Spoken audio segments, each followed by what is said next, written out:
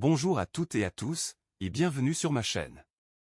Aujourd'hui, je vais vous partager mon tout premier essai avec mon nouveau drone Gemini 5 Pro. Comme vous allez le voir, cette première sortie a été pleine d'enseignements, mais aussi de quelques petites mésaventures. Alors installez-vous confortablement, abonnez-vous si ce n'est pas déjà fait, et c'est parti. Quand on reçoit un nouveau drone, on a toujours cette impatience incroyable de le faire décoller pour la première fois. C'était exactement mon cas. J'avais préparé la batterie, vérifié le firmware, et je suis parti sur un terrain dégagé, prêt à tester toutes les fonctionnalités du Gemini 5 Pro. Le premier vol s'est bien passé, tout allait parfaitement. Le drone répondait bien, l'image était magnifique, fluide, stabilisée. Franchement, à ce moment-là, je me suis dit, ce drone, c'est une tuerie. Mais vous allez voir que les choses ne se sont pas arrêtées là.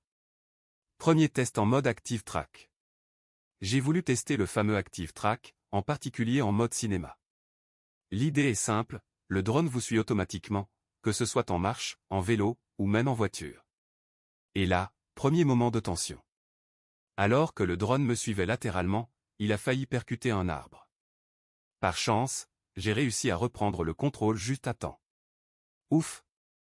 Premier frisson évité de justesse. Mais ce n'était que le début. Deuxième tentative, la petite erreur fatale. Je me suis dit, allez, ce n'est pas grave, je relance un deuxième essai. Cette fois-ci, j'ai décidé de passer en manuel pour être sûr de mieux gérer les mouvements. Malheureusement, le drone a fini par heurter une petite branche supérieure d'arbre. Et croyez-moi, même une branche fine peut suffire à provoquer un accident. Résultat, le drone a chuté d'environ 3 mètres pour finir au sol. Et là, mauvaise surprise, le bras avant droit s'était tout simplement déboîté de son logement. Pas de casse définitive, heureusement, mais suffisamment pour me refroidir un peu.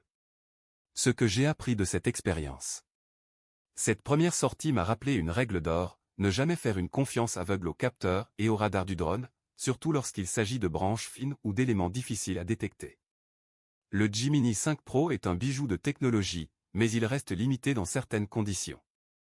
Les obstacles comme les arbres ou les câbles électriques sont souvent les plus traîtres. Si vous débutez ou si vous testez un mode automatique, choisissez un endroit vraiment dégagé, sans risque d'obstacle. C'est beaucoup plus sécurisant, et ça permet d'apprendre sereinement à utiliser toutes les fonctions. Et souvenez-vous, voler avec un drone, c'est avant tout une question de prudence et d'anticipation.